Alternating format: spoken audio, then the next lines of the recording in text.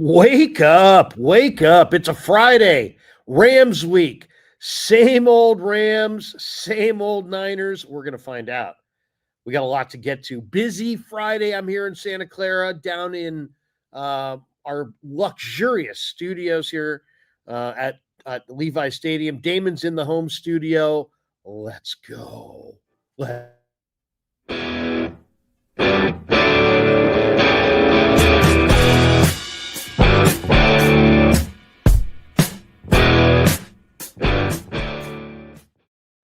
Oh, wake up indeed. It's great to have everyone here the Friday before what is nothing short of the biggest game of the year. I mean, it really is. How the West is won will be determined. Very much a huge vote into how the West is won will be cast this Sunday.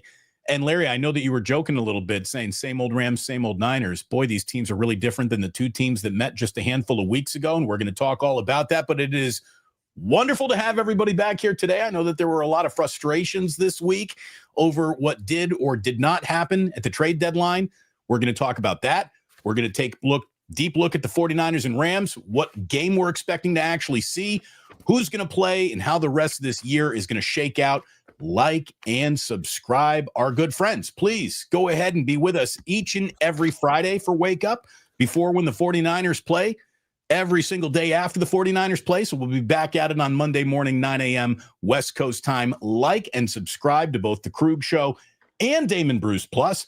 And we got to thank our sponsors, Larry. It's how we're able to do this, how you're able to go on the road down to Santa Clara, how I'm able to make this all happen. Thanks so much to Ike of Ike Sandwiches, an incredible sandwich. I got a guy who says he's finally had one. He tried a Damon Bruce, and man, that was really good. I'm telling you, fat boys don't lie about good sandwiches. So get yourself to Ike's.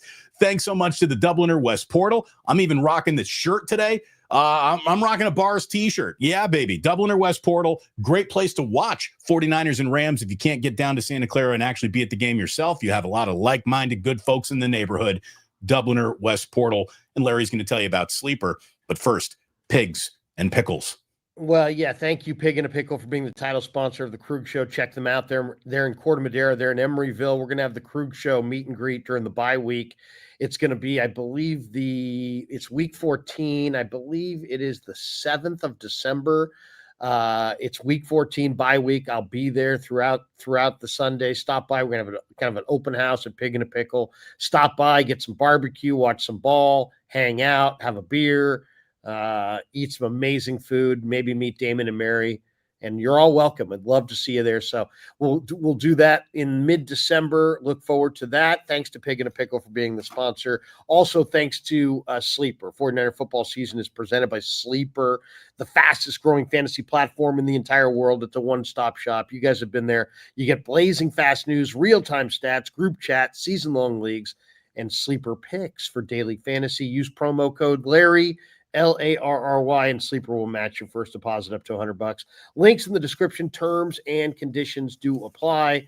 Also, thanks to Sharp Corner Sports Cards and Collectibles, they're offering free shipping on all collectibles between now and the holidays for all you guys. If you're a Krueger Show fan, just say so, and you get free shipping through the holidays on anything you order from Sharp Corner Sports Cards and Collectibles. Thanks to them, and we'll tell you more about Habbas Law later on.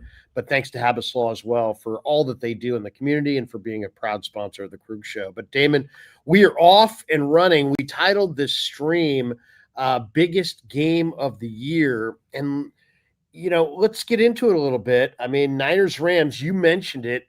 These teams had a tilt in week 5, and it had a feeling like the Niners showed up and the Rams didn't. The Rams did not have a good game. Ultimately, Sean McVay blamed the loss on himself when he opted to run 195-pound Kyren Williams into the teeth of the 49er run defense on 4th and 1 in the fourth quarter instead of using Matthew Stafford to throw it to Puka Nacua or whomever. And McVay took the blame. He said, hey, man, it was on me. And Niners, won that game. Mac Jones played amazing, threw for over 300 yards. Alfred Collins made the play of the year on the goal line with the forced fumble recovery at the 1. An incredible performance by Kendrick Bourne, maybe the greatest performance of his career. Seriously, can he do that again? The Niners ran it 33 times, Damon, but they didn't have any success, but they did stay with it. They ran 33 times for 2.2 yards per carry and won the game. The Rams, on the other hand, ran it effectively, 4.9 yards per carry, but only ran it 16 times and threw it 40 plus times. So I think the Rams feel like they're the better team and one got away. The odds have started at Niners or Rams -2.5. It's now Rams -4.5. A lot of people think the Rams are going to party in this game. We're going to find out. Here's the thing. I don't think that this game allows either team to really throw a party on the other team, regardless of the state that either franchise is in.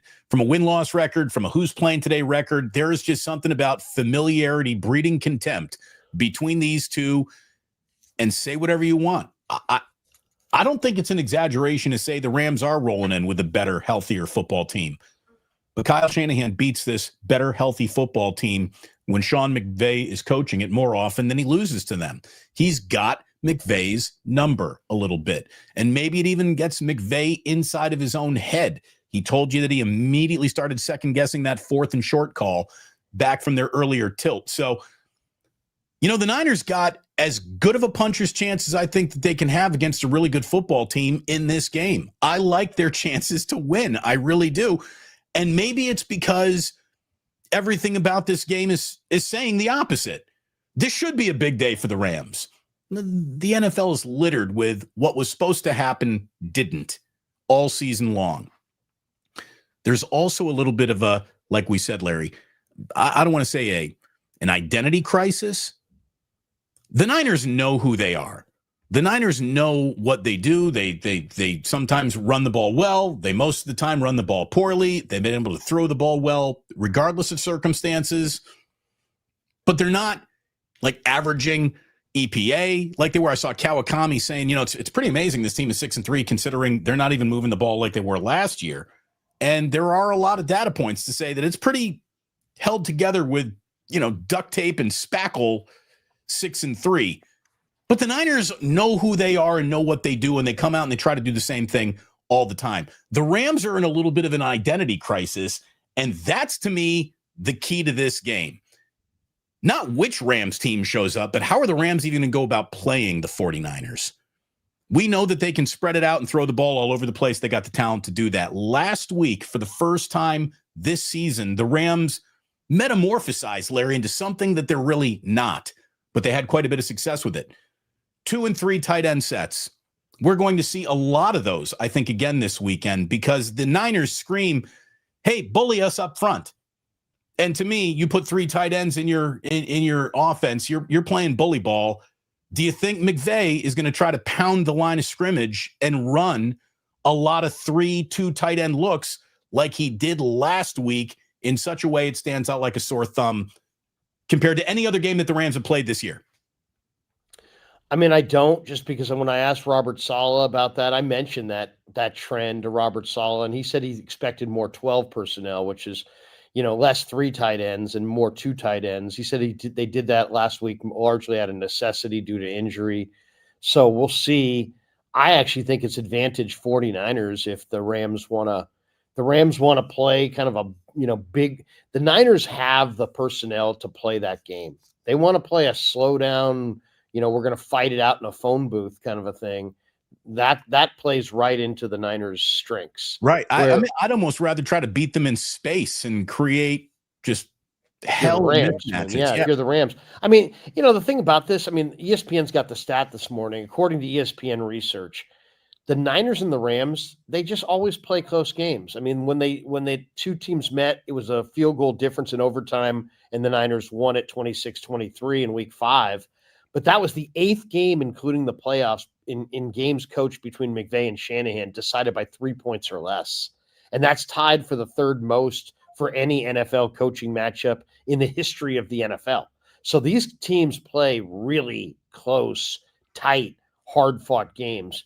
What I can't decide in this one, Damon, is I can't decide if this is going to be a freaking shootout And Stafford's coming in with a full arsenal. He threw for 4 bills last week, or 4 touchdowns last week. He threw for 400 yards and or 300 plus yards in the game earlier this year against the Niners. So I mean, is it a high scoring game where the Niners can't stop because they have no rush? Can they not stop Stafford and the Rams? And then does it become kind of a shootout because do the Niners start putting up 28 to 30 points a game out of necessity, and it's a high scoring game? Or is this going to be a game where Robert Saleh and the defense do everything in their power and figure out a way to slow down the Rams offense, but then the Rams defense also takes away what the Niners do best, and that's throw the ball in the middle of the field? And I bring that up because, one of the bold predictions on the ESPN preview is that the Rams defense will slow down Mac Jones because Jones is having tons of success in the middle of the field. Mac Jones leads all quarterbacks in passing value to the middle of the field based on the defense adjusted yards above replacement stat metric. But the Rams rank 7th in defensive DVOA against passes up the middle. So, that's going to be interesting. Hey, Diddle. As soon as you say that out loud, I think George Kittle, that's where he operates. And it's funny, since George has come back, he has not been, used, overused, over-targeted, prioritized. I think in this offense, maybe this is the week to do it. Yeah, and makes me wonder. I mean, when he tore the hamstring, so I mean, it's like when you have a torn hamstring, that thing has to kind of grow back. I don't know if he's what his running ability really is the rest of this year. It's not like, it's like there's grades of pulls, and then there's strains, and then there's tears, and then there's a full tear. And it's like once it's fully torn, well, then it's got to heal back and do the whole thing. So I don't know. I get the feeling that speed-wise and running-wise, Kittle's not going to be the same player the rest of the way this year. Well, more good news than I guess for the San Francisco 49ers on that injury front. As this game comes up, as we look at the remainder of the season where they are, do you feel any differently today, Larry, than you did when we did our big trade deadline special, which was basically 4 hours of us waiting for something to happen? Nothing happened at the deadline. We're not saying that they didn't trade for Brian Robinson Jr. or Keon White, but it really did look like there was an easy ad. It really feels like the name that has people most upset. It's not who you'd think. It's not Trey Hendrickson. It's not Bradley Chubb. It feels like the name Arden Key has more 49er fans upset that they didn't add him because it felt attainable. It felt familiar. He had played well for them. And I know we talked about it. I was upset a little about it too. The more I think about it, the more I'm cool with it, Larry. I really am. Because you know what this team is? This team is nothing but Arden Keys. They got 9 Arden Keys already on this team. Do you need a 10th? I don't think you trade for a rank and file player. You trade for a difference maker. So the more that I look at what the 49ers didn't do at this deadline, the more I kind of get it. And, fans who are saying, well, they folded on the season, I disagree with that. I just think that the bet came back to them and they decided to knock. They're no longer re-raising the pot. And that might be the smart way to play this season's hand. I was angrier earlier this week at their inaction at the deadline than I am today. How do you feel about it? Did they blow it? Did they leave the chance to compete behind them by not being more aggressive for Arden Key? It really depends how you look at this season. You can't have it both ways. You can't be like, hey, we've been disrespected and, this and that, which is, I'm sure what they're saying internally, this and, it depends how you view yourself. I mean, if you view that some people are like, hey, you have no Warner, you have no Bosa, you have no chance. Well, if that's your view of the world, then yeah, why do anything? Why extend yourself at all? Just roll it out there if you're really going to be in that the season's over mode. But I think that's loser talk. I think I heard an interview this week with Adam Kaplan, who I thought really did a nice job, and he said this thing's wide open. He said anybody who makes the playoffs can win the Super Bowl, and I agree. I agree with that. And just if you don't, go look at the playoff fields, and we'll look at it later. But any of these teams in the NFC absolutely can win the Super Bowl. So they, I guess I get several feelings on it. I understand why they didn't do. First of all, we're in a position of weakness here. It's not like we have a list of. I mean, how can you say definitively they made a good decision or a bad decision? We don't know what they were looking at. You know what I mean? So Well, we can't say they made a good decision. For all we know, they were looking at offers that were incredible and that we would have done easily in the snap of a finger, and they didn't do it because they're idiots. I mean, we don't know. We don't know what they were looking at. So we can't judge if they were right to stand pat. I mean, were they right to stand pat? They were if all that was out there was give us a first for Trey Hendrickson or a second for Jermaine Johnson. And if those were the only two guys available and that was the ask, then I don't blame them for not coughing that up. And I'll say this that I was critical too, though, Larry. The same way I was critical of them for not making a move. Yes, I would be critical of them if they made the wrong move. So it's not like every time you don't make a move. And I heard John Lynch. He's like, we weren't going to get fleeced. But he said that, and it's like, okay, we're not going to get fleeced. And then he said we would have extended for a difference maker. And I'm like, okay. But then in the very next sentence, he says we have a lot of belief in this defensive line group. And then you're like, well, wait a second. Is John seeing things clearly? Because this defensive line group is not stellar. He would have had to say that anyways. Rush. So is that like some things you say for effect, and some things you say because they're true and you mean them. And it's like you have to figure out which comment, the D-line, we have belief in the D-line group, I think is kind of what you say for effect. And it's all relative. What level of belief? You have more belief. I would have more belief if you had Quinnen Williams. I would have more belief if you had Trey Hendrickson. Do I have belief in the guys in the room? Sure. But I would believe in them more if they were better. I mean, so I'm just saying this. How do I feel about it? I think that the league's wide open. They're 6-3. And I was thinking about it, Damon. I'm thinking, what is it that makes people okay with the inactivity? And I thought about it, and I think I have the answer. People are okay with the Niners not doing anything this year because they're looking at this year as a one-off. They're looking at this year as, bad luck this year. We had injuries. We'll be back next year. But just for the sake of the conversation, Damon, let's just say that 2025 is the best roster the 49ers will have between 2024 and 2030, let's say. Do you still feel the same about inactivity at the trade deadline, that you didn't get any help in a totally mediocre year where anybody could win the Super Bowl if they get hot at the right time? To me, the Niners needed two things to win the Super Bowl this year. They got to get good quarterback play from Brock or Mac. They got three things. They got to be able to run the ball, and then they had to get some help on that defensive front, and they really didn't.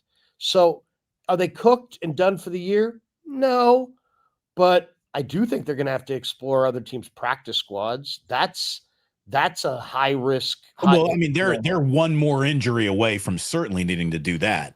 They need help. I mean, Mike Silver said it. Let me just say this. The pushback from some people who are just out there, and I'm not going to name them, but it's just like, getting mad at fans and people who are passionate about seeing the 49ers improve, trying to make it seem like we want this for some kind of personal sugar high. And like we're these rubes and these unsophisticated idiots. It rubs me wrong, because the report from Silver was like, there are people inside the organization, plenty of people. This is his report. Plenty of people inside the Niner organization were hugely disappointed that the 49ers were inactive at the deadline. Why? It's not because we all need our jollies. It's because we all know that the defensive line is probably not good enough to win a Super Bowl with, and we want that sixth Lombardi, and we don't want to wait until the future for it. And you're 6-3. There's only 3 teams that have a better record. The whole thing's wide freaking open. You're going to wind up with 10 wins because of this easy schedule. I don't know if Trent Williams is even going to be on the team next year. I don't know if Robert Saleh is even going to be around as the defensive coordinator next year. So, yeah, in this world where they're better next year, yeah, I mean, I don't know. your draft capital, but if this is the closest as you get, if 5 years from now we look back at this year and go, man, that was the closest. That team had Trent and Kittle and Saleh, and those guys were all gone a year later. I think there's going to be some regret that they didn't try to extend and get a little bit of help to push them over the top to make them more competitive. It's not going to take a Herculean effort to go to the Super Bowl, but it's probably going to take more than they currently have. Okay, you said a lot there. So going back to the disappointment of not doing much, if I were John Lynch, the one thing I would say to defend the positions and decisions I made was Bradley Chubb's still a Dolphin. Narden Key is still a Titan. Like, nobody came for whatever that asking price was, us included. And that's probably the right thing to do. Like I said, I don't think you trade for depth. I don't think you trade for rank and file. You trade for difference makers. So now you're in that, well, Quinnen Williams was out there. How come you didn't go for a guy like that? Because they're not in a position to make that move based on needs and based on further previous investment already at the position. So I just think that they really did paint themselves into a corner that is only made harder to understand why they didn't do more based on their pretty successful record. I think that they played this. And Niner fans are pissed, Damon, because they haven't hit in the draft. You're preserving picks for a draft process that has resulted in 18 misses. The Niners have 18 misses in but 9 drafts. Here's the thing. In the first 3 rounds. It sucks. Damon, that's 2 per year. That's 2 per year in the first 3 rounds. There's only 3 rounds. You can only have 3. So they're missing 2 out of 3 picks in the first 3 rounds of the draft. Their entire tenure. Well, then, so now the conversation is no longer about, is Kyle Shanahan a good coach? It's John Lynch, and what do you do about him? Because he seems to be the reason that there is so much of a, well, what are you? Are you deep enough to actually be 6-3 in these terrible circumstances, or is your GM so bad at missing picks? I'll tell you this: the first 3 picks of the draft, maybe you do want to give those up. They found a Hall of Famer in George Kittle late in the draft. So what might be a good pick tomorrow is a hard thing to give away for an okay player today. So I don't mind the way that they've played it. If they're really looking at this as they're new. Once again, though, you're throwing out these phantom things and saying I wouldn't do that. We don't know, Yeah, I mean, I get. I mean, I'm not yelling at you, Damon. I'm more venting at this kind of. Saw a lot of this week. I wouldn't trade all of our first and second round picks for a backup player. Who would? You know what I mean? There's all these people that when it doesn't happen, they find some safe ground and say I wouldn't do that, as like that was the plan. We don't have a list. Like, if we had a list of these were the deals that were in front of them, this is what they could have done and didn't do, then we could say, you know what? I saw the list of deals that they had, and I wouldn't have done any of those deals, and I don't fault them. Or now in this situation, we just have to take their word for it. Like, there may have been, somebody may have said, hey, we don't want T'Vondre Sweat, give us a 4th round pick. And the Niners may have just said, you know what? No, we're not giving our 4th round pick. Well, in that situation, I think they made a mistake. So, I mean, it's very hard to say. I will say this: I think John Lynch is smart. I'm glad that he didn't trade a 2nd round pick for Jermaine Johnson. I'm glad that he didn't trade a 1st round pick for Trey Hendrickson. I'm not wanting him to make stupid decisions just for the sake of action. I'm not that guy. But I would have loved a 2027 7th or one of these for like a Michael Clemens, just a little bit more, just something a little bit more. Now they may have to go off a practice squad to get some help.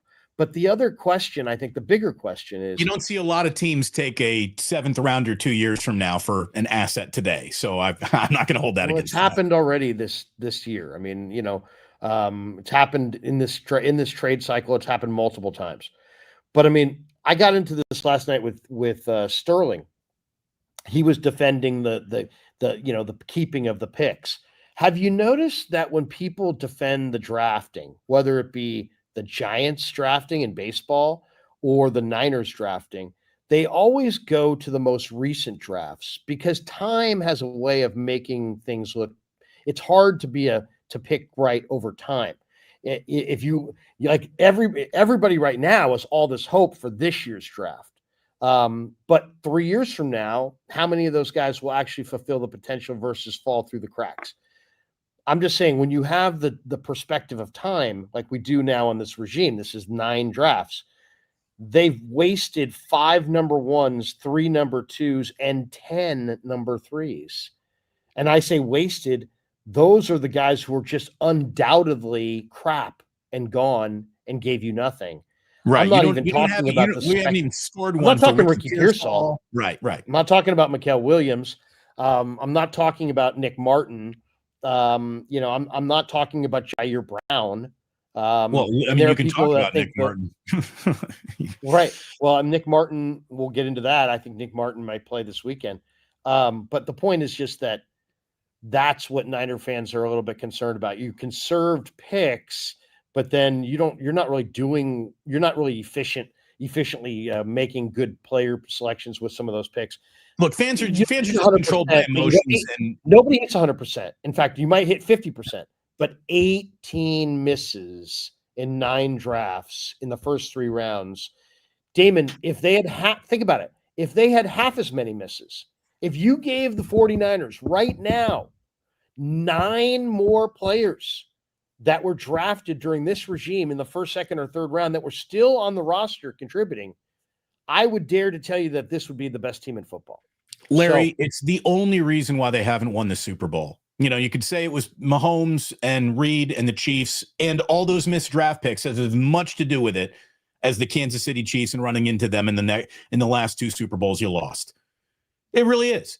I mean, the lack of success with early high-value picks is why this team hasn't won. Because I do know this about Kyle Shanahan. You give him the players, they stay healthy, he wins. If he had more players, more healthy players, I agree. You get Kyle Shanahan, a good cast of players across the board, and he's going to be a dominant coach that wins multiple championships. He just has not had that personnel guy to step in there, and instead of going 3 out of 6, go 5 out of 6. Instead of going 5 out of 10, go 8 out of 10. And if they could just dial up their success a little bit, Damon, it would make all the difference in the world. They would be far and away the best team in football. It would have changed the situation last year, this year, all years. Yeah. I mean, it's a dramatic swing and a difference between. How about this? With all of those mistakes, it's still been pretty good, right? Well, and Kyle's not. Oh, and by the way, Kyle, we shouldn't. For those who might be sitting there going, "Hey, you guys are, anointing Kyle and putting this on Lynch." I'm not. Kyle takes responsibility. Why? Because they traded up for Trey Lance. They traded up for Dante Pettis. They traded up for Jalen Hurd. They traded up for C.J. Beathard. They traded up for Joe Williams. They traded up for many of their biggest and worst draft flameouts to satisfy most likely Kyle Shanahan's whims. So I would say, Kyle, go to Cabo during the draft. Let your scouts do it. You are an awesome play caller. You're an awesome play sequencer. You're a good leader in season for the team. You're a great head coach. It's a totally different skill set. Go find, Pete Carroll had to find his John Schneider. Bill Walsh had to find his John McVay. Sean McVay had to find his Les Snead. These are huge jobs. Andy Reid had to find his Brett Veach. You gotta have that personnel guy who can just hit. So they need a personnel superstar to run the thing and make Lynch the president. And I was looking at them at the middle of the field yesterday at practice, Damon. It was Shanahan, Lynch, Saleh, Gus Bradley, and I think there might have been somebody else out there. Maybe it might have been Frank Gore. I forget. But it was basically like that is the brain trust of the 49ers right now. It's Saleh and Bradley are the defensive kind of head coaches of the defense. There's a Kubiak, Shanahan, Lynch. That's it. That's the hierarchy. That's the brain trust. All I would say is add one more guy, that super sharp personnel guy who's just right, religiously, and then go win a bunch of titles. I mean, they just have missed on too many of these picks. And Lynch could be a great president. He's done a lot of great things. Shanahan's a really great head coach. They just need to get a few more players. A little bit more personnel momentum is going to get this team over the top. Let me not add on to the anxiety of how this team goes about building its roster. But the other thing that kind of came up this week was the question of, hey, is Brandon Ayuk going to come back into the mix? If we talk about all the draft picks, hits and misses, Brandon Ayuk is a hit, right? They hit on the Brandon Ayuk pick. He has played well for them. And even in that, there is this, what's his real value to us? We don't understand. We're frustrated with him as a player. And I guess it was put in front of Matt Barrows this week as to how and when Brandon Ayuk was going to be reassimilated into this season. And there's a question as to whether or not that's going to happen. Coach Shaq had this Matt Barrows on Brandon Ayuk. It could be a situation where they've opened his window. He's able to practice. He's able to get a running start on the off season, but not risk himself in a game. That may be what we're heading for. Basically, Shanahan was asked, "Hey, what do you think? Is there a possibility that Ayuk won't play?" And he said, "No, he thinks he's trending towards playing this year." And then Shanahan kind of paused and said, or at least having his practice window opened. Okay, so let me just say right now definitively, if Brandon Ayuk doesn't play this year, it is time to start firing this medical staff, and it is time to go ahead and bring in Brandon Ayuk's injury is not the moon landing. Okay? Brandon Ayuk it was a cat. I mean, John Lynch said it yesterday, and I'm glad he did. It was a catastrophic injury. That's what I was saying. When all these people were like, "Oh, he'll be back week 1." I'm like, dude. No, there was no week 1. This was a catastrophic injury. He's not going to be back till Thanksgiving. Damon, I said he wasn't going to be back till Thanksgiving in May, and I thought that was conservative. Yeah, and that's what I've been saying the whole time. So Thanksgiving probably not going to be back until December. It's probably not even going to make it back by Thanksgiving. Well, I would say for sure he's not back by Thanksgiving. That's very, very disappointing because, again, it is an MCL, ACL, PCL, the whole shebang. We've seen that. We've seen that repaired. We've seen players return from that in less than a year all the time. No. We've never seen people return. This is a catastrophic three-parter in the knee. It typically is going to take for sure. It's the Adrian Peterson. It's the Adrian Peterson. Well, it's the AC. It's not the AC. It's the ACL, MCL, meniscus. PCL. It's the full. No. It wasn't the PCL. I don't believe it was ACL, MCL, meniscus. So either way, it's a full year deal, and he got hurt in week 7. And I was actually told it's more like a 14-month deal. So that's why I said Thanksgiving, because he got hurt in week 7. I thought, well, he'll be back by week 12, week 13, something like that. And how in God's name was there any he could be back week 1 nonsense that was actually floated by people with credibility? How did that happen? And then somebody just repeated something. Somebody had an agenda that day and wanted to push back on the doomsayers. And so they said it to the wrong person who repeated it, but that's all that was. I mean, that was just, people, I'm sure whoever reported that somebody told them that, I'm sure they were told that. I guarantee you they were.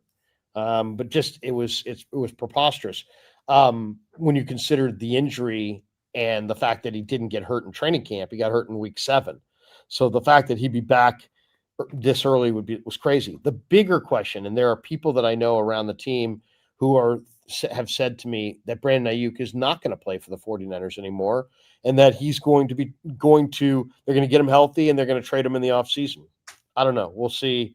There's an awful lot of talk. It seems like the Niners regret that contract.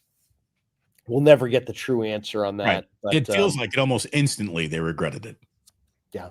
Yeah. It feels like they regret. I mean, here's the thing. They regretted not trading him in the same draft where, are they going to trade Ayuk? Are they going to trade Debo? They ended up neither. It was, again, more personnel issues, more what to do on the draft questions that we can draw back to the 49ers going, what are you guys doing here? What's the plan? Yeah. I mean, by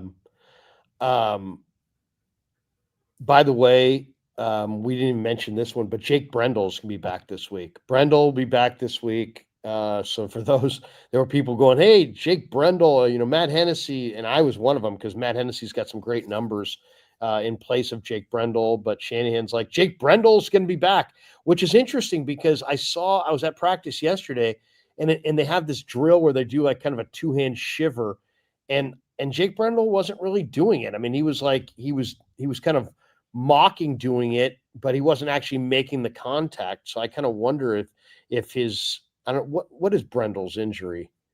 What do we have Brendel's injury? I don't know.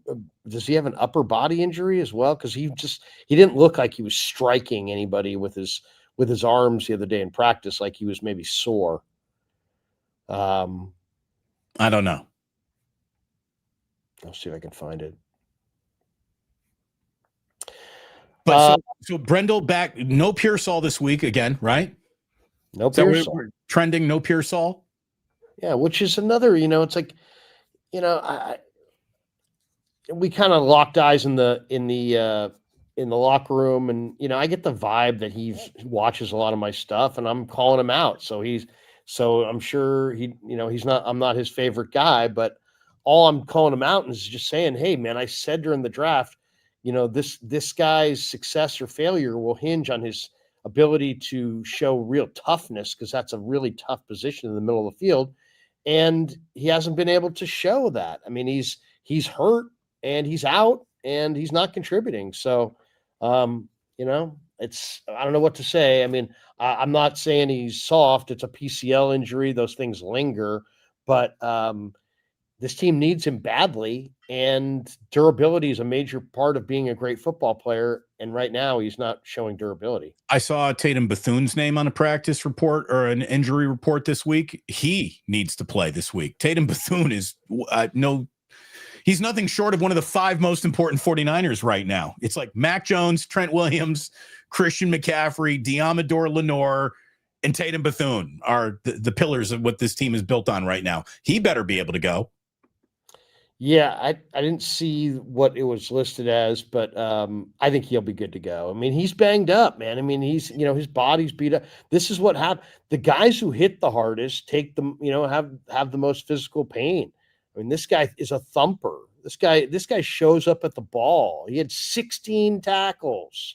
It's funny. I told people after he had 10, I'm like, man, that's his baseline. He's going to have way more than that. I predicted in one of our streams that he would have 15. 16 tackles. Here's the question: does he get 20 in a game? If there was a team that just commits to the run and he's just out there in the base, just popping guys, I could see a 20 tackle game in his future. He's everywhere, man. He shows up at the ball, and I love his physical, mentality, man. He just looks to hit, seek, and destroy. Will there be a 1 tackle game for Nick Martin? D. Winters, is he going to go this weekend? And if not, is Martin going to finally ever be identified as the next man up by this coaching staff? Well, here's the thing about that. I mean, I understand he's an inside linebacker. I understand he's not a pass rusher. You can't put him at defensive end. But you can. But in times of desperation, you can do anything you need to. Yeah, but I mean, you can't line him up at defensive end. Okay, you can't. He's not a defensive end, and they don't do anything wild like that. But I wanted to ask this question yesterday. And I didn't get it. I didn't holster. I holstered it because I didn't. I had other things I wanted to get to. But if the Niners continue, since they didn't get any pass rush help, they're going to, as you said, you're going to have to think outside the box. If you watched Nick Martin at Oak State, they ran him at quarterbacks, and he hunted quarterbacks as well as anybody. I think if I was Robert Saleh, I would design some sub package and run this kid at the quarterback. You have to be able to have somebody who can move the quarterback off the spot on third down. In an ideal world, it's Trey Hendrickson on one side and Nick Bosa on the other, or Bryce Huff on one side and Nick Bosa on the other. I mean, that in an ideal world. But when you don't have an ideal world, guess what? The job still needs to get done. So how are you going to do it? Are you going to run him off that spot with Cleve Farrell and Keon White? Well, maybe, maybe not. But Nick Martin is such an athlete. He's so fast, so explosive. I designed some sub package that gets him on the field, and I send him at the quarterback. And to me, if this were the game, they want to bust that out, I'm fine with that. I mean, delayed blitzes on Stafford from a guy like Nick Martin, something that forces Stafford to get rid of the ball or get detonated on. Nick Martin is too fast and too athletic and too explosive and too dangerous to use on 4 snaps a game on special teams. He has to get out there. They don't have enough good athletes. They have to find a role for this guy and run him at the quarterback. He was great doing this at Oak State. Is Bryce Huff reappearing this week? Yes. Because if he is, the day just got a whole lot easier. I would almost think without Bryce Huff, I don't know if you can win this game.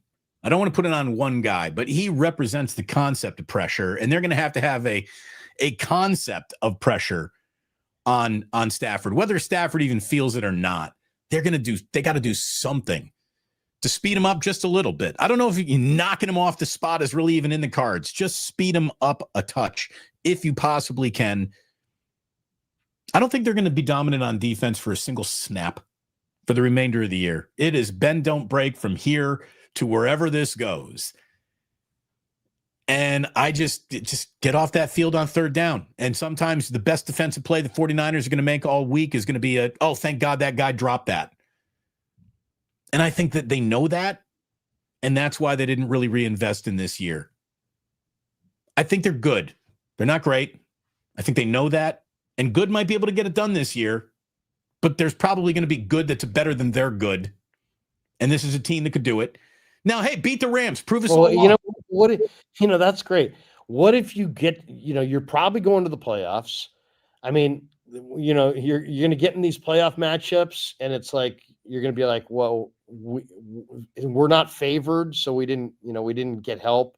I mean, you only get help when you're the best team. I don't know. I mean, they needed help. They didn't get any. Do you think the Niners are going to win the Super Bowl this year? Just straight up, yes or no? They have a shot. No, you don't get the answer. They got a shot. It's a yes. They got a no shot. question. I don't think anybody's going to win the Super Bowl this year. I think everybody's got a shot. I picked the Niners and the Chargers at the beginning of the year to go to the Super Bowl. I don't think I would pick that right now, but both those teams have a shot. I just think it's going to be a wide open deal in the playoffs. I'm going to show you what I mean in a second. Okay, if the playoffs started today, I know you wanted to kind of get into that. So what did you want to ask me about if the playoffs started today?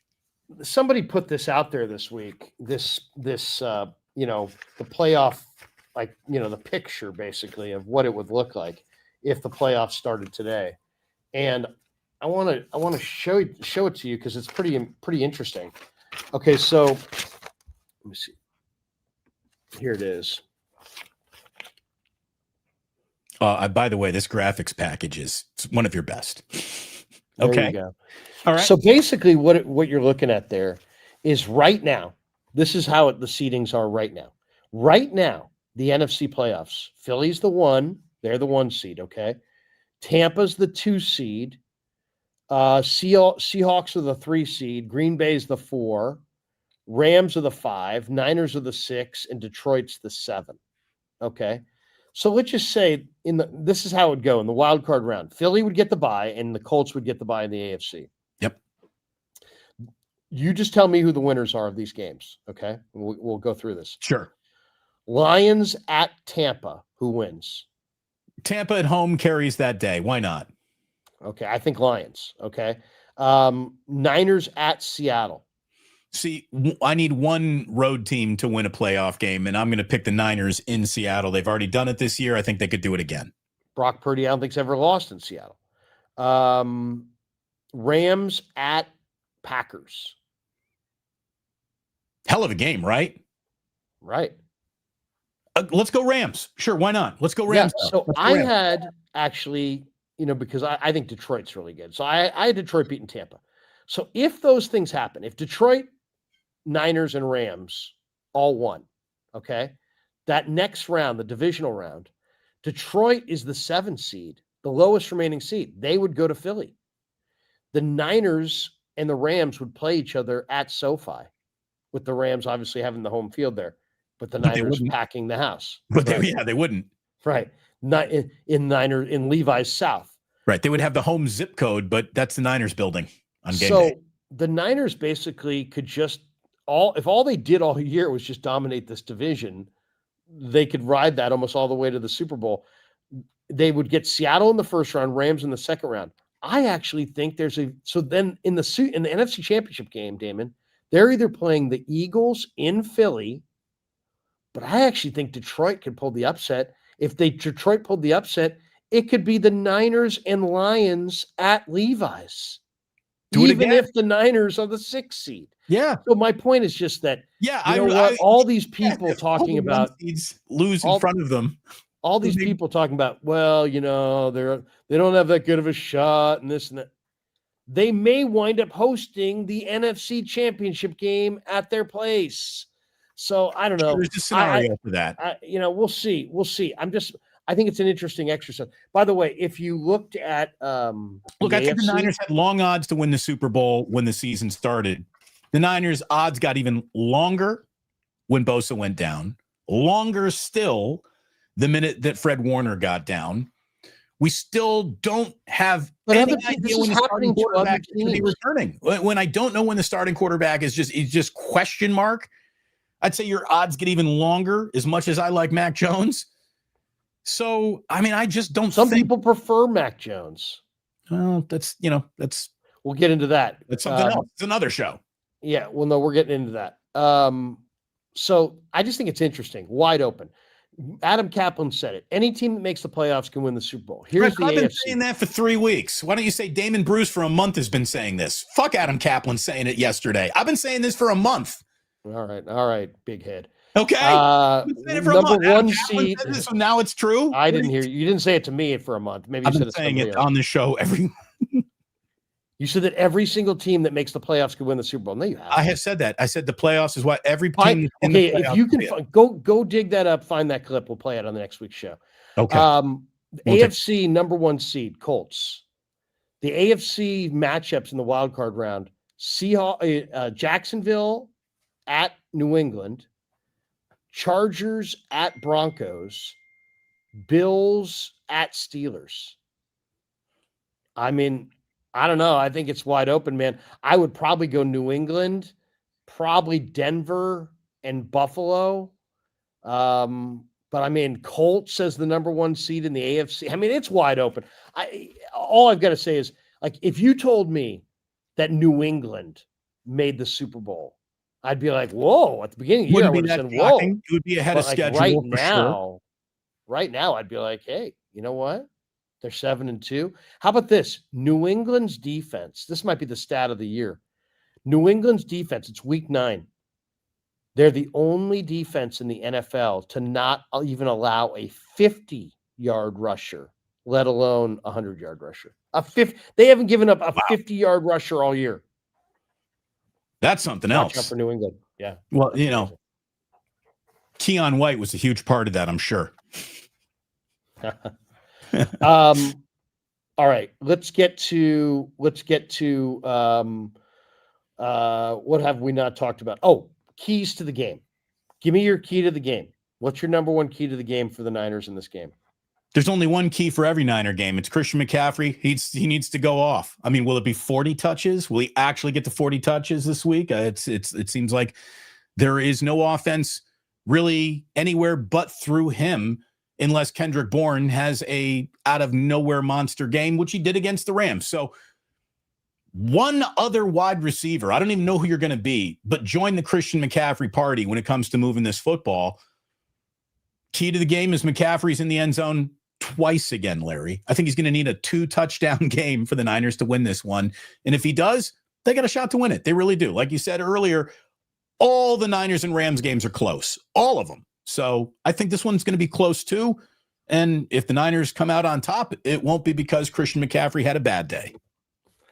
I'm going to say you can't have negative plays on first and second down. The Rams have not given up a 3rd and 12 all year or more. So that's unbelievable. It's week 10. So they're death on 3rd down. I was talking about this yesterday to Kubiak, and I mentioned to him, like, you can't fall behind the chains on 1st and 2nd down. Does it change the way you call the game? I mean, do you get a little bit, some plays maybe you have more penalties on, or maybe some plays are harder to run than others? He's like, yeah, you just can't fall behind the chains. If you fall behind the chains on this team, if you get to 3rd and long, your quarterback's getting killed, you're turning the ball over, they're going to make you pay. So that to me is the key to this game. No penalties on 1st and 2nd down, and, get to 3rd and manageable, even if you got to be conservative on 1st and 2nd down. Get ready for the Rams to defend the middle of the field better. In the passing game. I mean, the Niners are no longer, as they're currently constructed, good enough to beat the other team and themselves. They just can't. They can't do that. That's not who they are this year. So this team is painful. It's painful to get to 3rd and long against this team because they just kill you. I mean, Verse is amazing. Byron Young's amazing. They're so strong on the defensive line that you can't get to 3rd and long.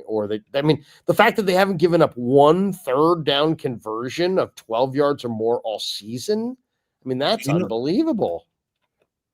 That just shows how sound they are, really. All right. There was Dan Orlovsky basically came out and said he thinks there's a quarterback controversy. Real quick, let me just ask you ever seen Dan Orlovsky at practice?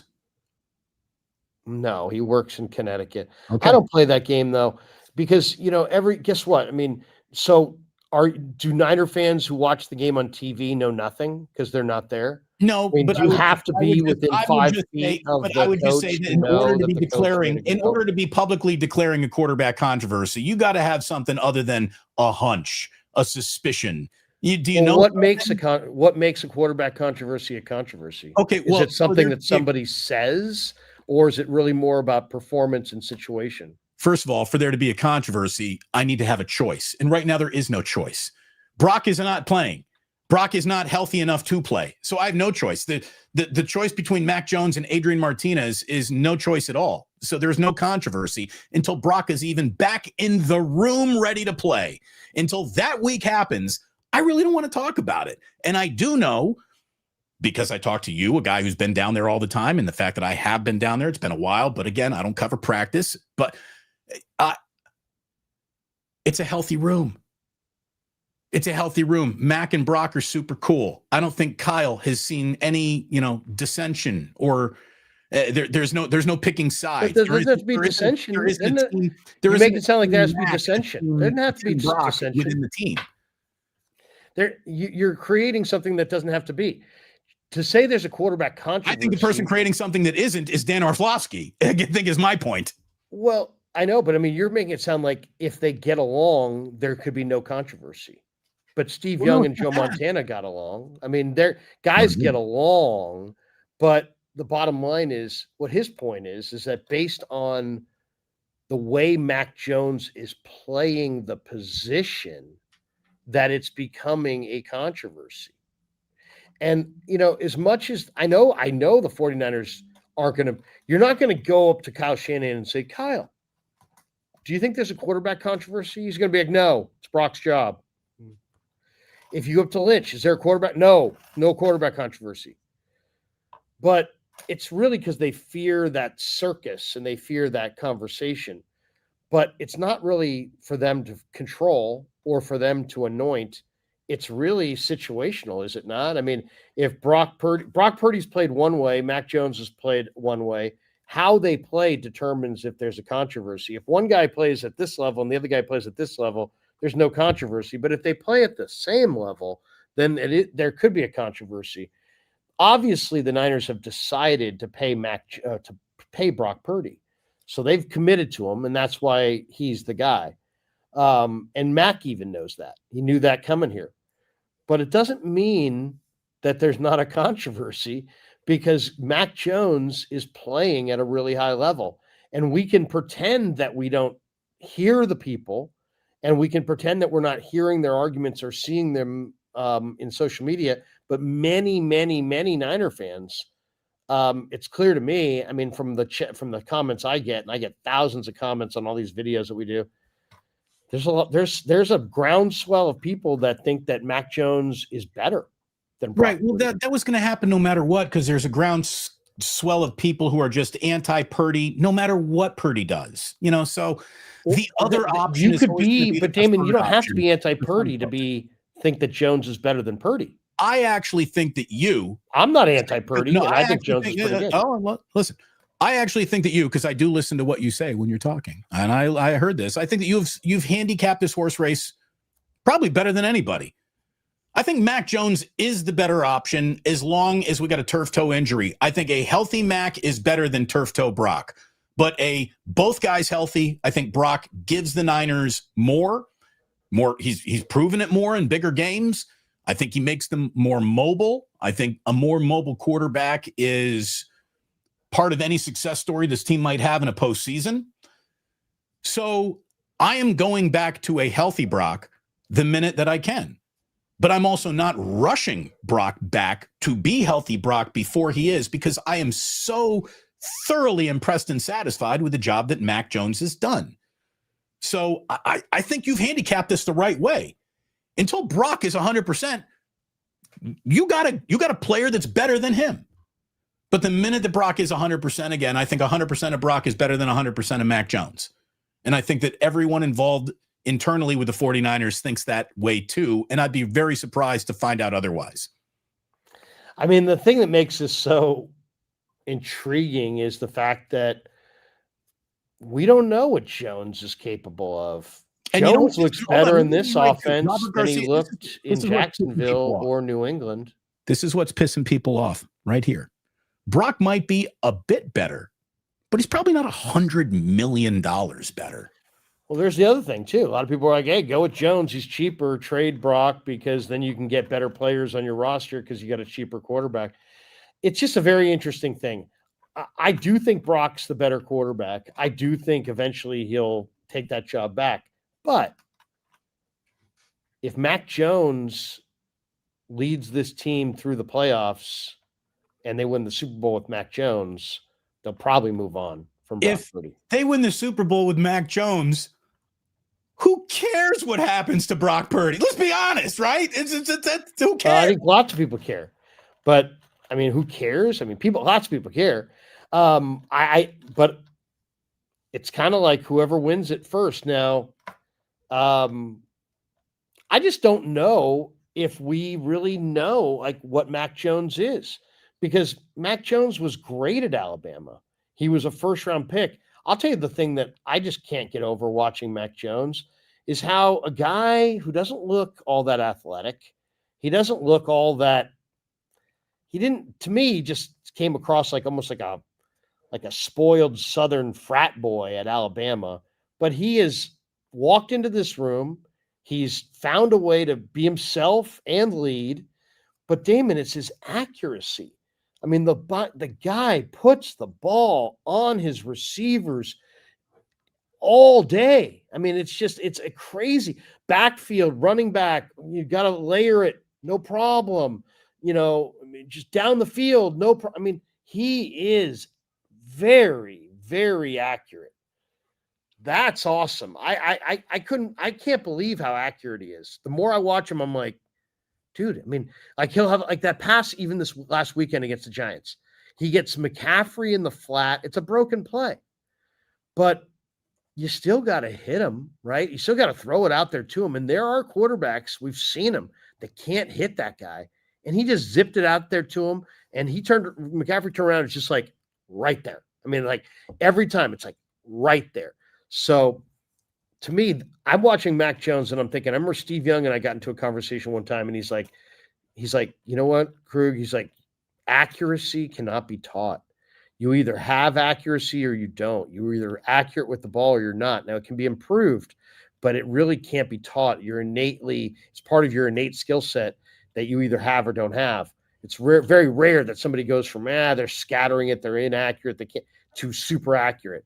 And Mac Jones, it's not like very accurate. Right, but he's not any more accurate than Brock Purdy. Mac Jones, Damon, had a 74% or maybe 74% completion percentage at Alabama one year.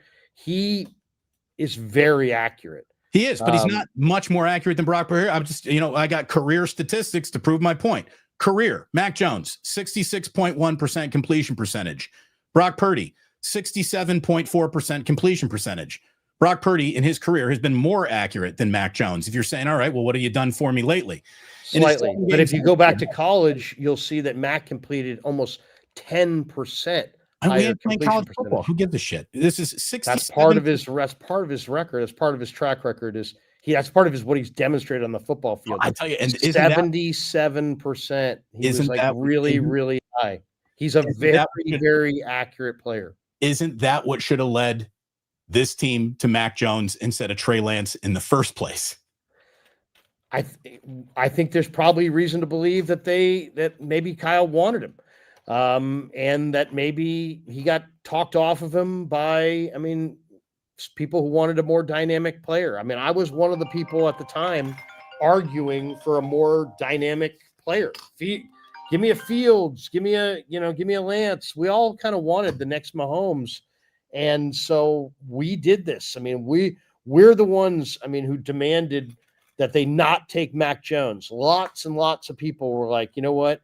Anybody but Mac Jones. I'm just saying, going back, there's examples that Mac Jones, all I know, is one of the most accurate quarterbacks of his time. Yeah, all I know showing is it right now. Greg Papa sits in on a lot of conversations and meetings, and then he goes with that as, here are my thoughts about the situation on his radio show. You had Greg Papa 100% saying, don't listen to the world. It's going to be Mac Jones. So I do think that is like the internal position of the 49ers. And then the 11th hour, it changed.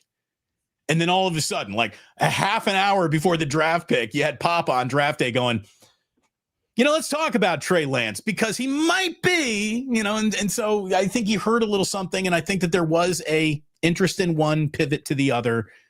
We'll never know the real story. But again, getting back to who you are in the NFL, who you are as the Niner quarterback. I don't give a shit about Mac Jones, the Patriot, Mac Jones, the Crimson Tide, Mac Jones, the Jaguar. Means nothing to me. Mac Jones, the 49er, in 7 games this year, is a 67% passer. Brock Purdy, who's been disappointing, is a 66% passer. They're the same guy. They're the same guy producing the same thing. That's why the offense kind of looks the same. And I think that's where the confusion comes from. That's where the frustration comes from. It really doesn't. Jones has been much more underneath, where Purdy is much more attacked down the field. I think it's quite a bit different, actually. I think Purdy is a down the field passer who they convinced to drop it off down underneath, but he really wants to drive it. Where Jones is operating almost exclusively underneath. I haven't seen Jones take too many deep shots in the last 3 or 4 starts. I think it's been part of his success. They're I don't know if they're the same. They're operating the same system, but and they have a similar completion percentage. But I think they're a little bit different. The good news for the Niners is the best story of the first half of the year for the 49ers. Obviously, Christian McCaffrey's the MVP, but the best story is that they have two quarterbacks who they have under contract for this year and next year that are in their mid-20s that really are accurate, smart, can process, can run the system, and most importantly, have leadership skills, organic, natural leadership skills. Guys want to follow them. So the Niners are in a phenomenal spot. I don't know how it's going to shake out, but they're in a great spot. This is why I almost have an allergic reaction to the quarterback controversy position that so many want to speak into existence. This isn't a controversy. This is actually a fantastic situation that should be the envy of other teams, not something that you look at and go, oh, there's a problem cooking underneath the surface. There's the pot that's simmering that nobody's paying attention to on the stove. But this is how this all boils over. I don't think so. I don't think so. It's just that those are those shows, man. I did a show on Mad Dog Radio, and my good friend Peter Schwartz was the update guy. And he did the full update, and I'm like, "Hey, Peter, can you come on the mic?" He's like, "Why?" Well, I'd like to talk to you about your update. And he goes, "Sure." He comes on. And I'm like, "Peter, you just did an update where every single team lost. Do you realize that? This team lost to that team lost to this team lost to that team." I go, "Nobody won tonight. Everybody lost." And he's like, I'm like, "Yes." That's Northeast misery right there. Get off your train, take off your snow boots, and enjoy life a little bit. People win. Not everybody loses, Pete. We had a funny segment, but yeah, that's kind of that's the nature of the game. And on those ESPN shows, it's like they've got to swim in the negative, but they view it as a negative. It might not be a negative. It might be a positive because you control both of them. But I do believe that it may be a tad premature, but I think this is really all about the way the Niners handle it. If they put Brock Purdy out there, let's just say Sunday against the Rams, or let's just say they put Mac Jones, since it looks like Mac Jones is going to start. They put Mac Jones out there. Let's just say that Mac Jones beats the Rams on Sunday. He's now swept the Rams. Let's say he throws for 300 yards. He's now swept the Rams and thrown for 300 yards in multiple games against them. Okay, let's just say the Niners say, you know what? Purdy's fine now. We're putting him back out there. He goes right out the next week, and he throws 3 picks and turns the ball over and looks bad and floating passes and doesn't look the same. Right then, immediately, exactly right then, whether I want to admit it, you want to admit it, or Orlovsky wants to admit it, or anybody wants to talk about it, there will be a controversy. It's all based on performance at this juncture, at this level. I think we know Brock's the guy. He's already gotten paid, and he's the guy. He's the guy because they paid him. He's the guy because they anointed him. And Shanahan said at the beginning of the year, he's the only quarterback that we'll ever have here.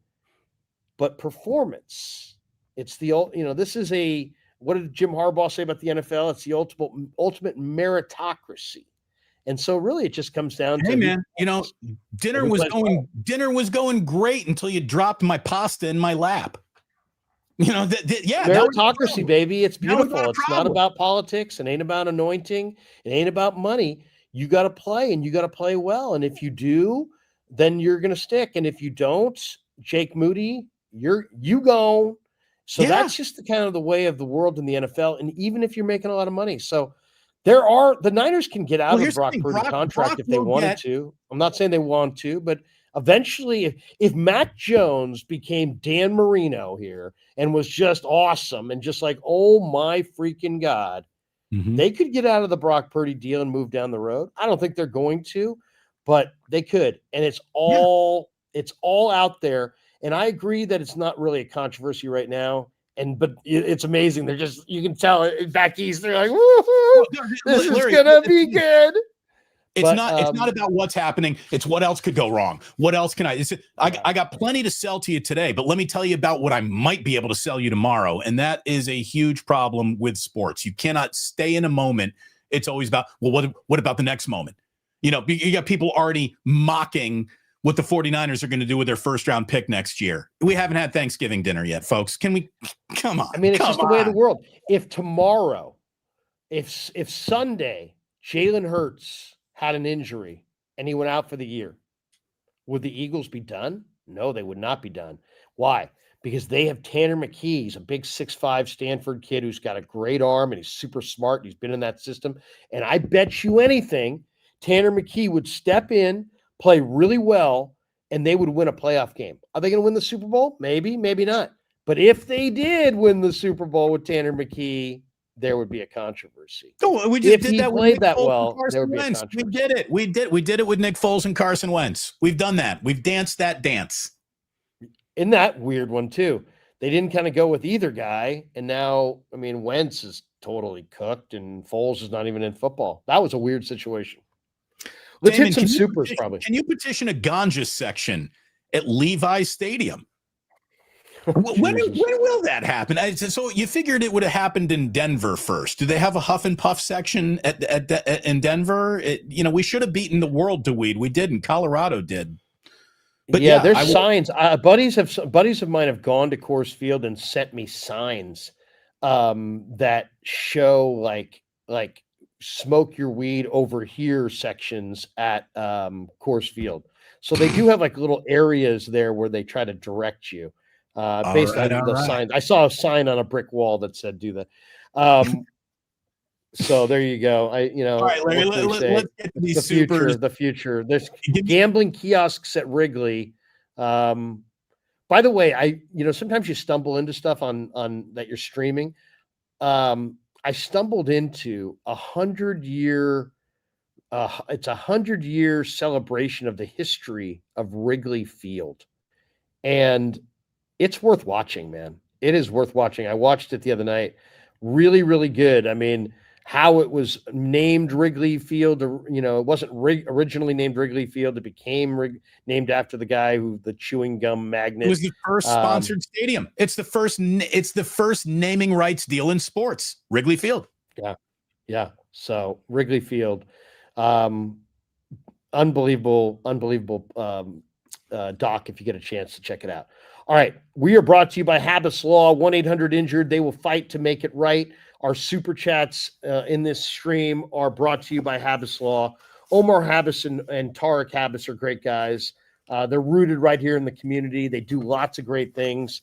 They really help people with their SNAP benefits and all kinds of different initiatives they're working on, animal rescue deals and animal adoptions. And they're just very much rooted in the community. They sponsored San Jose State, Hawaii last week. Anyone, if you need someone in your corner, call the law firm insurance companies. Hope you never call them. That's Habbas Law. They'll fight to make it right. Visit them on the web at habbaslaw.com, HABBAS law.com.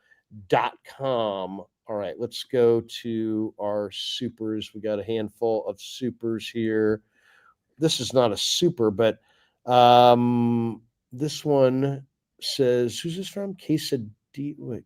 Oh yeah, sorry, I saw that earlier because they were talking after about Damon show yesterday. They need to make a version of the Damon Bruce sandwich, spicy, maybe add pickles, jalapenos, pepper jack cheese, and habanero mayo. I did a show yesterday that resonated with the people because I was very much blasting ESPN and YouTube for the fact that ESPN is being pulled off YouTube TV right now, and there is the phrase "what is best for the fans" probably hasn't been used in a single sports negotiation for over 25 years now, and it'll probably never be used again. What is best for the fans is something that every league, every streamer, every network has totally forgotten about.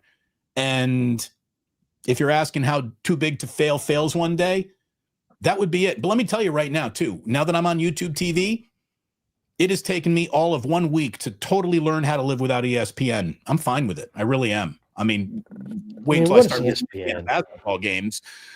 But that's the thing. But what's the best part? What's the most indispensable thing about ESPN? What's the thing that you absolutely I have the correct answers.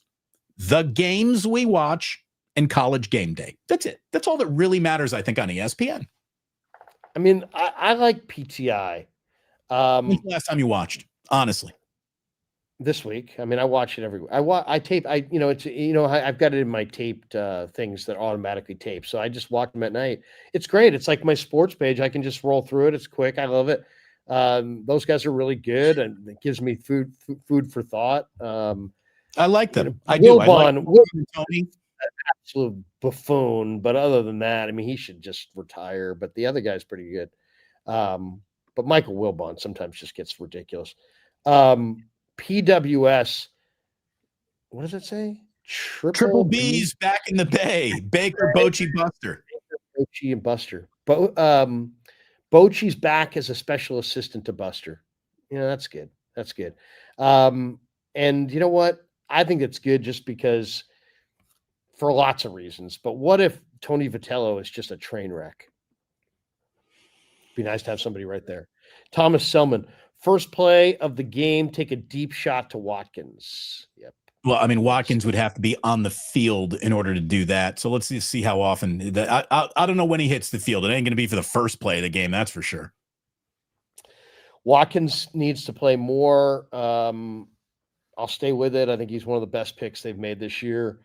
The Niners run their team like a street gang. You got to have seniority, and you got to be like a made man. You got to have your brand and all kinds of things. And, you have to, it's like literally the young guys have to like pay their, dues.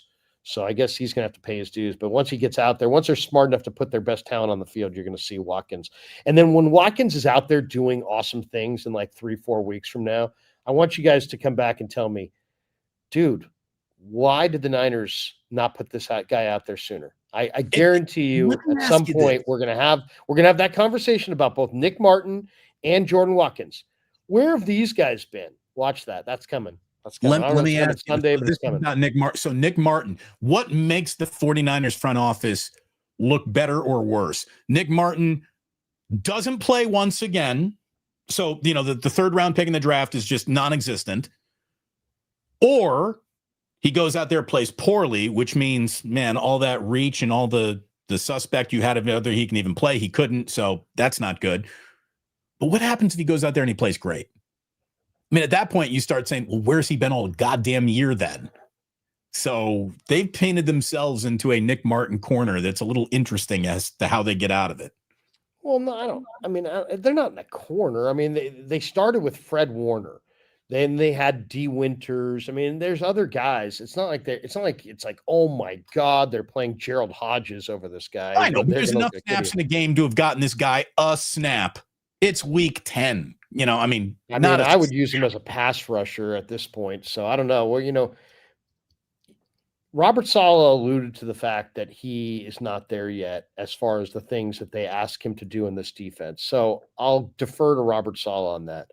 But this guy is a difference maker athlete, and anybody could see that. 49er fan for life. I think Kyle might want a change of scenery. Sometimes you're over it. Players were over who got it better than us. Who knows about Saleh? NFC is wide open. It's possible Kyle's going to want to change the scenery, but I doubt it. I mean, why would you? Unless Jed drives you out, why would you? Right. You live in one of the best places in the world to live. You got a great job. You have a fully functioning franchise that sometimes makes some frustrating decisions. Frustration is baked into every NFL franchise. Incompetence is also baked into a whole lot of them, but not this one.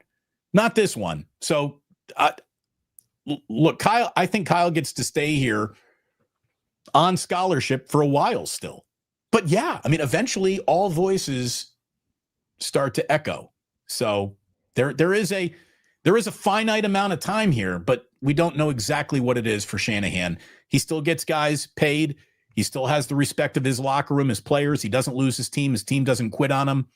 So all the this guy's voice doesn't carry like it used to signs, I don't see any of them yet in Santa Clara.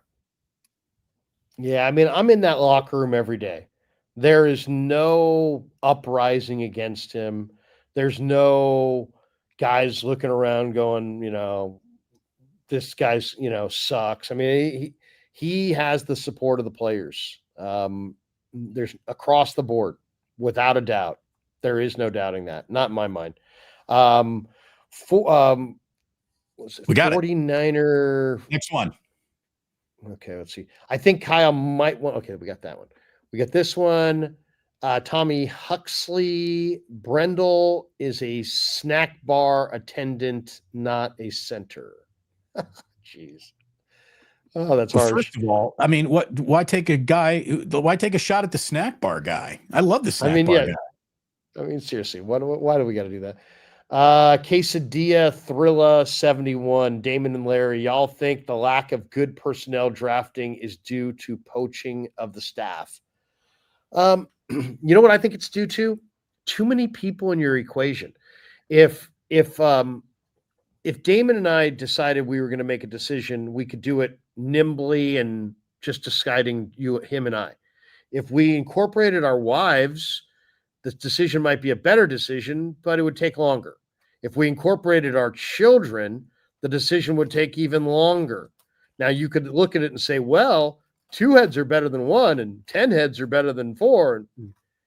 Not but really. Eventually you do get to the too many cooks in the kitchen, can't exactly put the best meal on the table. Where are they? Where are they in that? We don't know. Well, and like Lynch is like, hey, when we're aligned in our decision making, we make the best decisions. Okay, but look at what it takes to be aligned. You have to have your coaches, you have to have your scouts, you have to have your executives, you have to have your road scouts, you got to have your analytics department, you got to have your medical team, you got to have, I mean, I don't know. I mean, that's how you make decisions. I mean, everybody, I mean, what happens to the year where the GM gets hot and picks like a bunch of winners? You almost eliminating the possibility of that even happening by incorporating so many cooks in the kitchen, as Damon said. I just think that information's good, but ultimately you got to have somebody who can pick winners, and it's a hard skill set. It's not easy to do. You know what I mean? An old football scout one time told me the hardest thing to do in the world is people evaluating people, because people are imperfect and their evaluations of others are imperfect, and we all have our biases, we all have our leans, our personal favorites. So it's hard to do. That's why there's a lot of hit and miss. That's how you get Solomon Thomas. That's how you get Trey Lance. That's how you get James Wiseman. That's how you get Israel Ifiani. For you old school guys. Quesadilla says Damon and Larry all think a lot lack of. Okay, there we go. We got that one. Look at this one. PWS thoughts on Muneka Murakami being posted today. Yeah, this is Japan's leading slugger, first baseman, third baseman from Japan, and all I'm going to tell you is he's going to make a wonderful Dodger, I'm sure. Yeah, I mean, I would say pass. Pass on that guy. I've seen some of the highlights, but he looks like a really good power hitter, but he also looks kind of dead Polish to me. So I don't know. I haven't studied him, but he's the top international player for sure. And as Damon said, he's probably dreamt for the last year of being a Dodger, and I'm sure he'll be a Dodger. We got this one from Terrence. He said, love Mac, but let's be real. He's had 3 good games, 2 meh games, and 2 bad games. Not great games. Not 7 great games. Oh, not 7 great games. Special teams and defense actually doing their job this year. Simple. Okay. I'm not saying I don't think anybody's saying that Mac Jones is a superstar. I'm saying that Mac Jones has played really, really well in this system and looks like a natural fit for the system. How often do you get to say the Niners definitively have the best at the position in football? I don't think they have definitively the best at the position in football, but for the position of backup quarterback. They have the best backup quarterback in football right now. How could you argue against it? I mean, right now they're 6-3. There's only 3 teams with a better record. Purdy's played 2 games. He's 1-1. Mac was a first rounder for a reason. There's a clear arm strength. There's a clear arm strength and just overall arm talent difference with him and Brock. it matters. He's just better. So there you go. This is exactly kind of what I'm talking about. Those kinds of comments. And I'm not going to tell Propa he's wrong. I mean, it's like, hey, you know what? You're seeing what you're seeing. 49er fan, not saying players do not believe in him, but he might want to change the scenery. Just opinion. I'm probably wrong. How is it not, or how is a hot GM? He picks winners, or Howie is a hot GM. Howie Roseman. Howie Roseman, yeah. You know, there's no question Howie's doing a great job. Howie doing so well. Howie doing so well. Yeah. PWS, any off-season free agents you would want the Giants to sign? Oh, God. I like Kyle Schwarber. I really believe that Kyle Schwarber is made to play in that ballpark. And I really believe that if you had a Kyle Schwarber, I think you would do really well. I mean, do you want to do well eventually, or do you want to do well immediately? And I would say Tony Vitello is going to want to do well immediately. If I were the Giants, I would go sign a Kyle Schwarber and take your awesome dream of a guy in Eldridge and trade him for 3 pitchers and a good left fielder, because I think I've seen that kid. He's got a massive strike zone. He makes Brandon Belt look like he's in the Ricky Henderson crouch. I mean, he's absolutely standing straight up. He's like the Leaning Tower of Pisa. He's got the biggest strike zone in the history of baseball. He's hit 107. He has no defensive position. He had a 45% strikeout rate when he came up this year. He's not on the verge of anything other than making all Giants fans call KMBR going, "Where's Eldridge? Why not Eldridge?" Trade Eldridge, so go sign Schwarber and go compete. If you have Schwarber, you have Devers, you've got some of the hitters you have, you got Tony Vitello, you can make a good trade for Eldridge and get some good pitching. Yeah, you might be able to compete. Go compete. Like, tell yourself that you want to compete next year. Have a short-term plan to compete, have a long-term plan to compete. But I would say Kyle Schwarber is the guy I'd want. Get an Indiana Hoosier on every goddamn team in the market. Can the San Jose Sharks get an Indiana Hoosier? Schwarber went to Indiana. Curtis Rourke, CJ West, they went to Indiana. Trace Jackson Davis, he went to Indiana. Go Hoosiers. That's going to do it for us. Thanks to Pig and a Pickle. Thanks to Habbas Law. Thanks to Penn State by 21. We're going to beat Penn State by 21 this week. We're going to win again. We're going to win by 3 touchdowns in Happy Valley, baby. What's the spread? I think it's like 14.5. Ooh, I'll take that.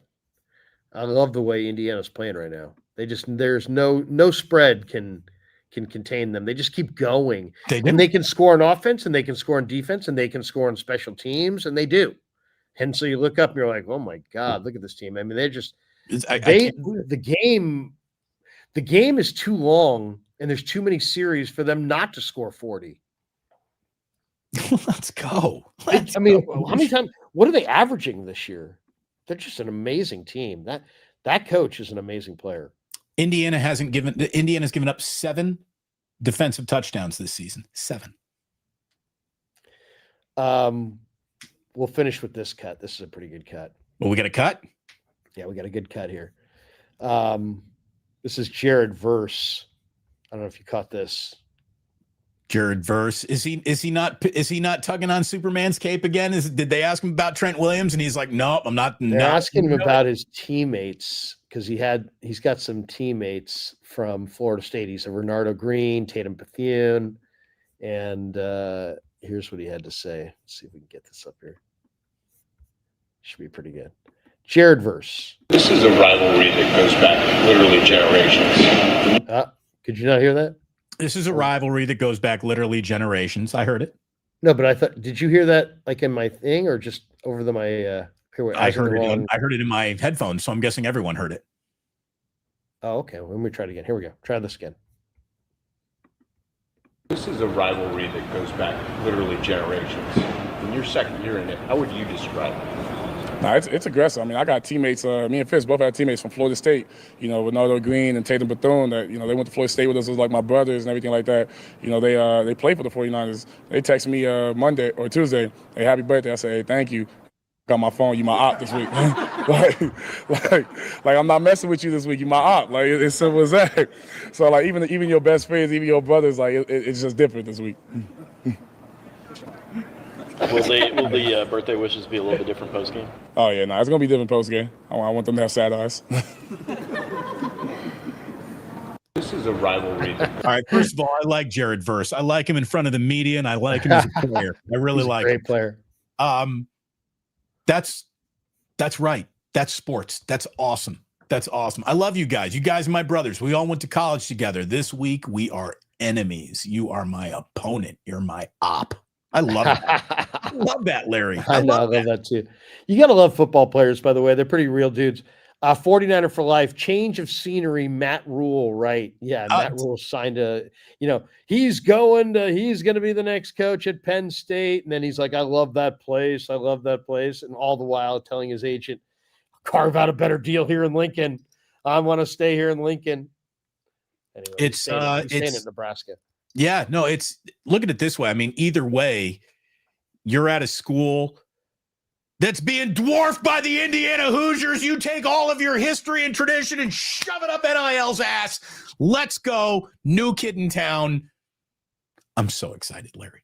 Are you streaming today at 11? I will be streaming in 4 minutes with Chase Senior. Damon, what is Friday bringing you? Tell Chase I said hello. Always love his work. And Sam Batesh is going to be joining me around 11:15. We're not only going to be talking Niners, Rams, and what we think of this game, but just looking at Week 10. Week 10 is a gift to football fans, Larry. This is such a good week around the NFL.